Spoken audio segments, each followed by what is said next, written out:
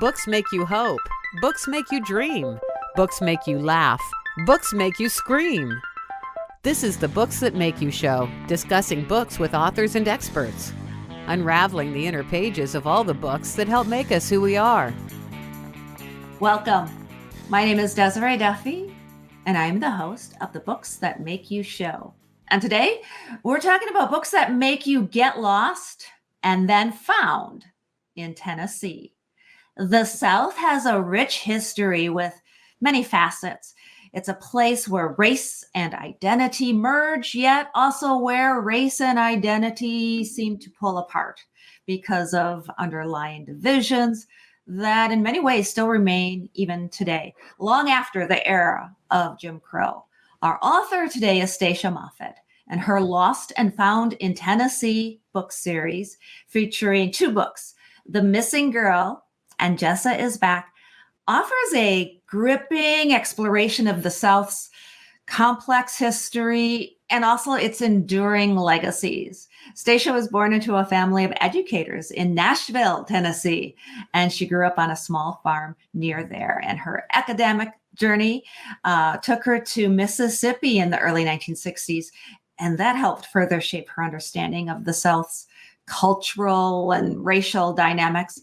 And that eventually led her to write her historical fiction novels. Stacia, hello, welcome to the show. I'm glad to be here.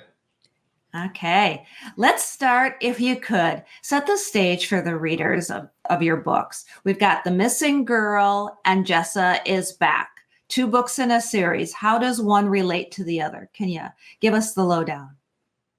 The missing girl, Jessa, experiences a tragedy in her life and disappears. And the consequence of that was felt throughout the town that she left behind. Every person in that town had a vested interest in the racial situation that was pretty much under control at the time, but her disappearance unsettled it. And that was the consequence of just the kind of suppression that operated in people's lives, the denial. So this was a way to get us into the town as well as into Jessa's predicament. And her experiences on her own, living in a tree with her dog, were very important for her own personal development, but set the stage for a crisis in the town. And when she was discovered and she essentially exposed herself to relatives who had come to the town, she had the opportunity to go with them back to a completely different part of the country, to Oregon. And there she had a good opportunity to form a friendship with her good Black girl who was also a flute player. So they bonded. And then Jessa and this new relatives went back to Tennessee. And so the second book is their return to Tennessee for her hearing, for her settlement of her personal life, but also for her opportunity to work on the town's city council. The school board was denying the opportunity for the children of the Black community to have the same educational opportunities that the whites had. So she was essentially opposed to that because her father had fought that for many years. And after his death, she wanted to carry that on. And in the process of forming a friendship with the Black girl, she began to see the racial situation in a completely different light. Growing up there, she had simply accepted the way things were. And that was what she was intended to do. That was right. The origin of the segregation. And exactly. The taking her beyond that made her an advocate for friendship across racial lines. And yeah, thank you for setting the stage there. There's a lot going on in your books, and we're going to unpack a lot of it. First, I just want to say, yes, she went and she lived in a tree. So I've drawn the tree. I could not do your book art, your cover art justice, but on the actual book cover of The Missing Girl, we see Jessa and her dog there. And I love the fact that you bring the dog there. And really, I mean, again, this sets the stage for this girl, this very young girl. She loses her family. She doesn't know what to do. So she goes and she hides in a tree. And living in this area like she does, as you mentioned, there's a lot of accusations that are going on. And there's a lot of strife in the community. So I love the way you tie all of this together. Can you, Stacia, reflect a little bit on when you grew up? You grew up on a farm in the Nashville area. How did that influence your writing? I was exposed to no Blacks in school, no Blacks in any church group or social group that I was involved with at all. The segregation was very effective. And as a consequence of that, I had no opportunity to form a friendship with anyone except other whites. I did have in Nashville a rich Jewish population, so it wasn't completely all American Protestant white, but it was a shame, a terrible shame to segregate the people. I saw Black children on the buses going to the Catholic Church, and the Catholic Church in Nashville did allow Blacks to integrate with the whites and gave them a good education. So many of the wealthier Black people enrolled their children in the Catholic schools. And that speaks to, there were racial divides, but then there was also divides based on somebody's wealth. And Absolutely. Really, even today, there's a lot that's going on with people who are claiming to be or identifying in many ways with white supremacy. And this, what happened in the South and still in some ways is happening in the South. If we go back to the Jim Crow era, that really kind of shaped what we see today. Do you want to discuss that a little bit? Well, the Jim Crow era was on the books. It was the law of the land in the South. And it allowed whites to feel that they were simply obeying the law if they went along with all of these changes. The consequence for Blacks was that they were second-class citizens, denied rights that I grew up with, assuming I could go to the swimming pool, I could go to the library. Many of these things were absolutely forbidden to Black children. And as a consequence of that, they and we grew up in separate realms. And I think that is abysmal. Yeah, definitely. What message do you have for folks nowadays who might not think this is necessarily accurate history, or they might not recognize that there is ongoing racial injustices? What would you like to say for folks like that? I'm seeing an inclusion of white supremacy in many of the proposals that are being made, that we can go back to this era and we should prevent our blood from being diffused by any cross marriage. It was impossible when I was growing up to imagine a Black and white couple. Nowadays, we can see that, but these threats that are coming to some of these people for their choices are worrying me. I think that we are having a resurgence of the white supremacy that says that we're going to do away with the public schools, go back to white Christian values in schools that we will segregate. And that sort of thing is very troubling to me.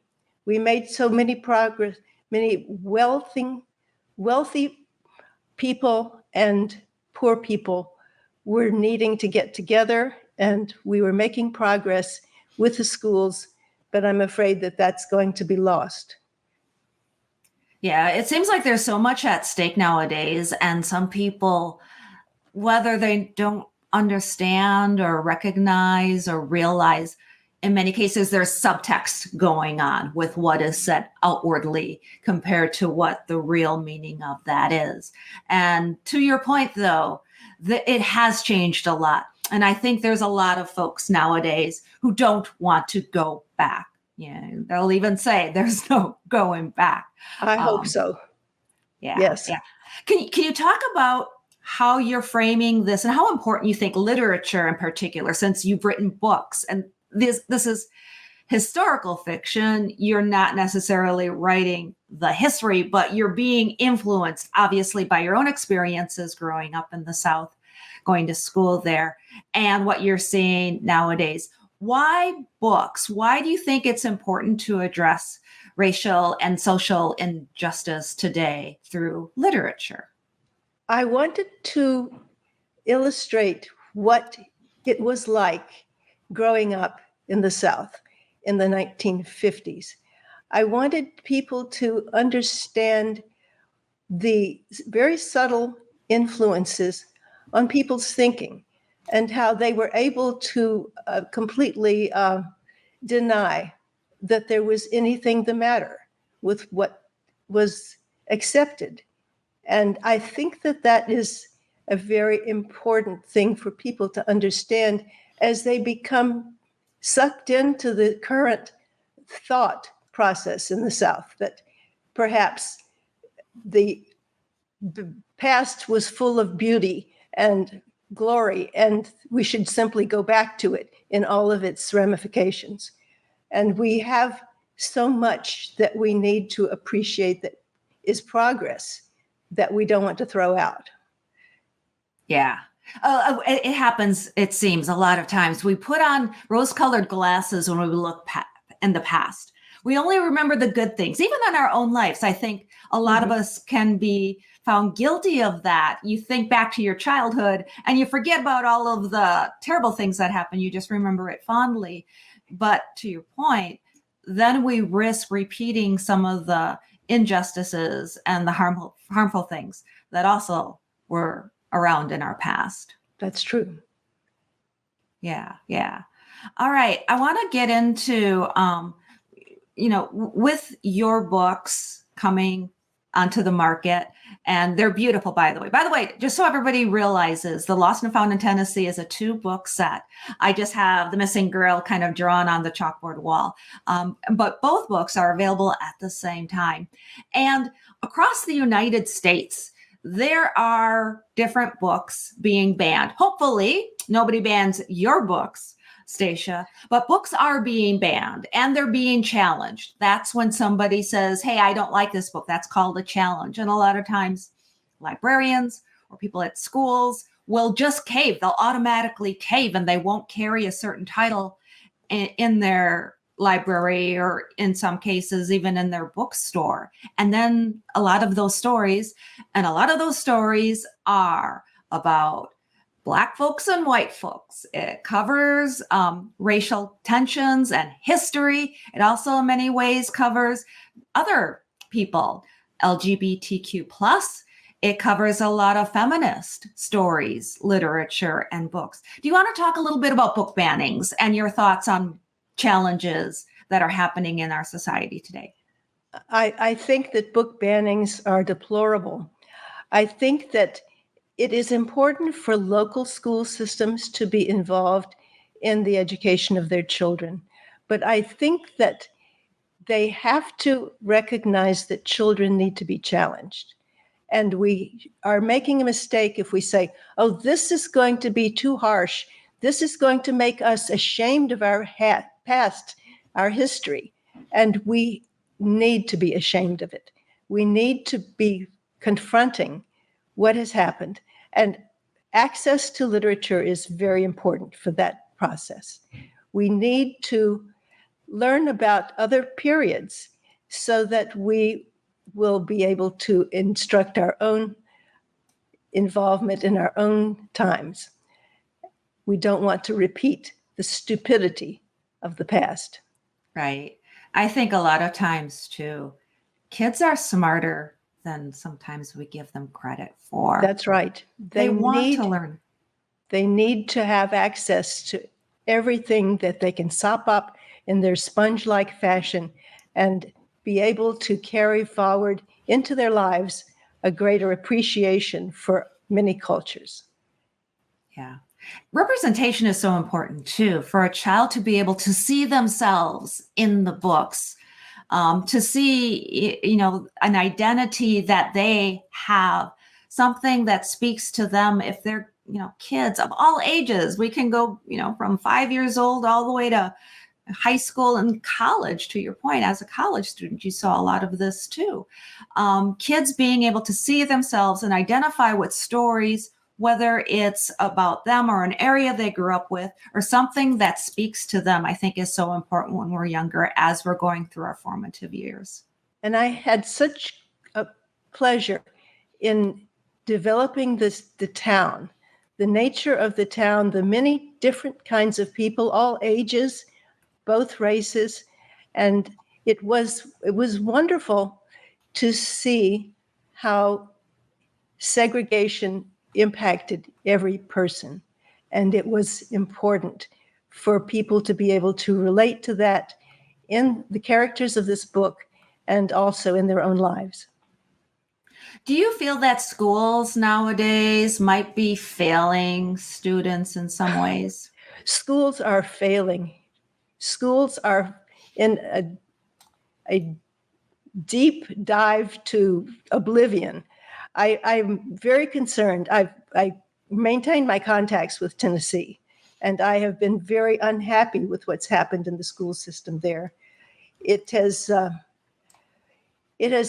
broken down to the point that classes are turned over to video recordings, videotape playing, and the children are not being taught to write or read or do math or just the basics. And it's very disturbing to me to see relatives of mine who've been through the public school system and relatives who have rejected the public school system because it was so aberrant are going to have to grow up without an adequate education. It's very disturbing.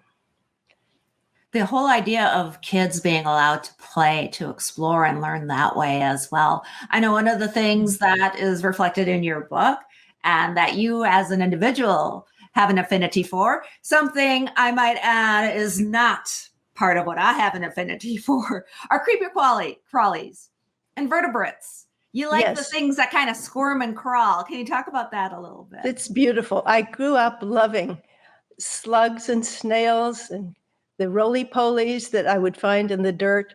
And so I built my career around understanding how they work, what makes them tick. And I would like very much to allow people to develop an affinity for that, just as I want people to have friendships across racial lines. It's just exposure that makes the difference. And people can be afraid of snakes intrinsically. We have 3 children, and one of them feels that way. And it was just inborn. So I think that there are inborn affinities or dislikes that we have to work around. But everybody needs an exposure to the wonderful nature that is around us. And for that reason, we'll care a lot more about taking care of our world and all of its inhabitants. It's very true. It's funny because I was just talking with my granddaughter, 6 years old, the other day, and she asked me, "What's your favorite insect?" Because that's the kind of questions you get asked from 6-year-olds. What's my favorite insect? Never thought of it before. And I did think about it. And I said moths. She's like, moths? I'm like, have you ever looked at them close up?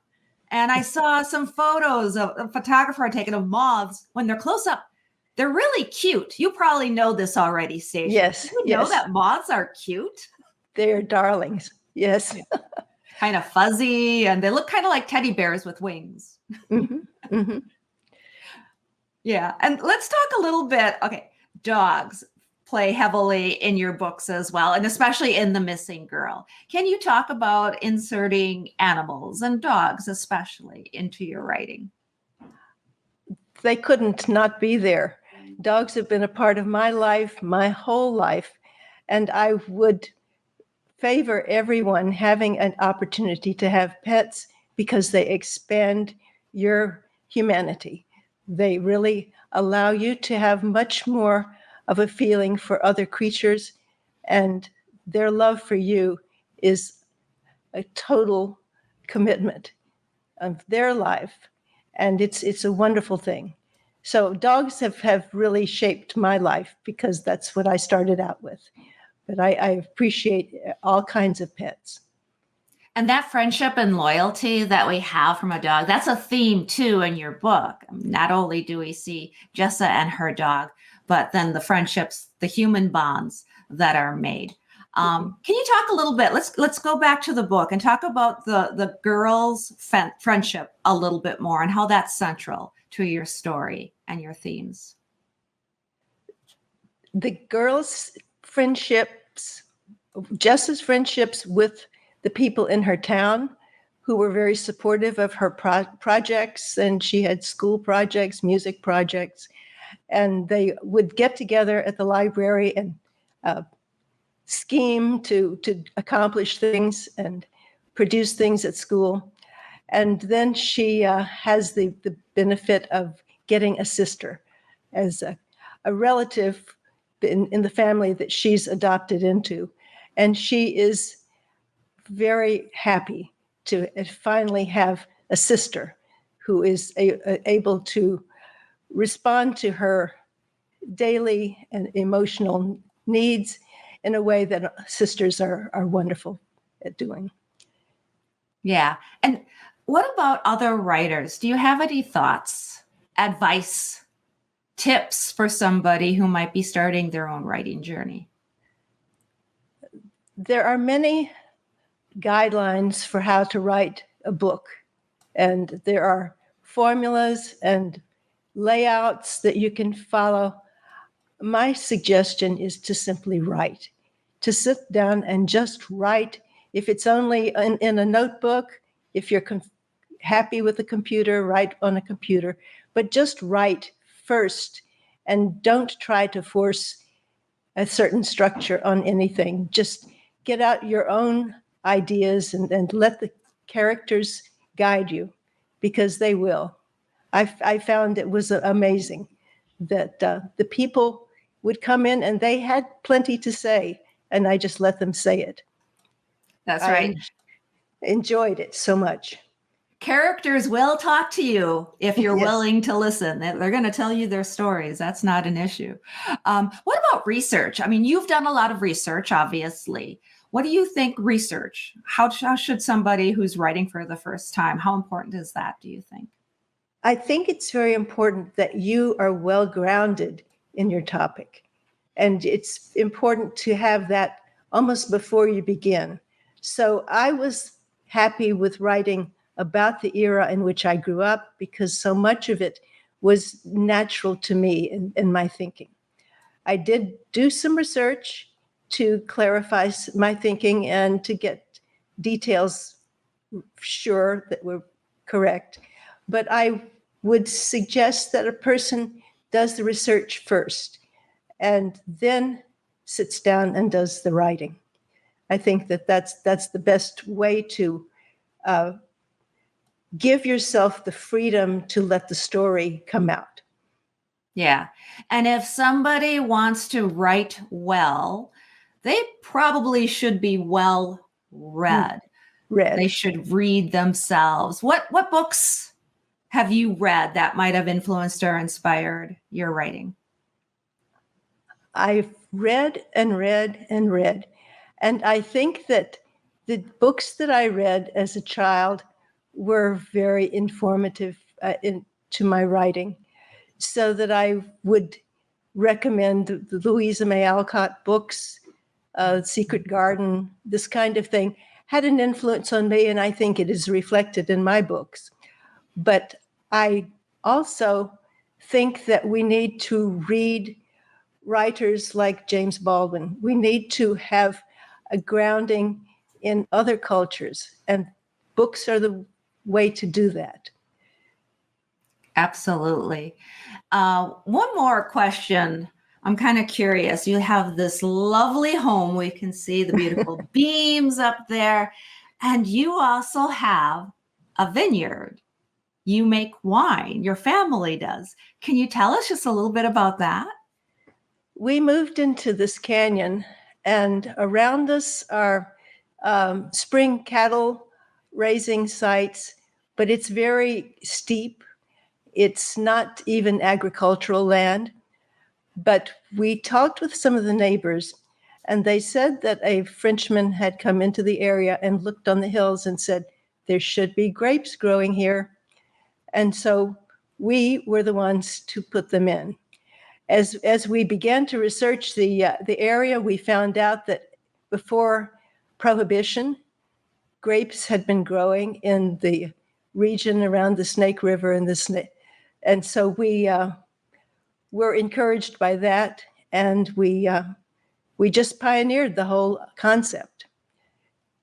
That's amazing. And it's a family-run business, and you're going strong, growing lots of different kinds of grapes. Hopefully the climate and everything is holding out for you and is holding true. We're better off than California, but climate change is going to impact the whole wine industry as it is the agriculture across the board. Yeah. All right, Stacia, can you let folks know where they can go to find your books, find your website? I think you have a Substack as well. Can you give us your details? lostandfoundintennessee.com is where you can find our website for the book. I'm Stacia's Substack. I write occasionally, and I'm also working on another book. So I hope to have people find me and enjoy what I've written. Well, I love it. The Missing Girl and Jessa is back from the Lost and Found in Tennessee series. Both books available by Stacia Moffett. And she's got more books under her belt coming soon. And it sounds like she's got a dog in the background calling her, so we won't keep her too much longer. And she has an amazing winery and a family business and real powerful messages to share with the world. Stacia, thank you so much. It was a pleasure having you on the show today. I enjoyed it so much. Thank you. You bet. And everybody, thank you for joining us as well. You can find us on our website. That is booksthatmakeyou.com. We're on Facebook, Instagram, YouTube. Make sure you subscribe, ring the bell, get notifications. Never miss a great show with wonderful authors like Stacia, and sign up for our Webby award-winning newsletter as well. We're always doing contests and games and having lots of bookish fun there. Until next time, all of my bookish buddies, please enjoy all of the books that make you exactly who you are. The host and executive producer of the Books That Make You show is Desiree Duffy. Sound mastering and engineering by Dave Napox. Social media and content promotion by Siddhi Jahagirdar. Copywriting and editing by Mike Robinson. The Books That Make You show is an award-winning podcast produced by Black Chateau Enterprises.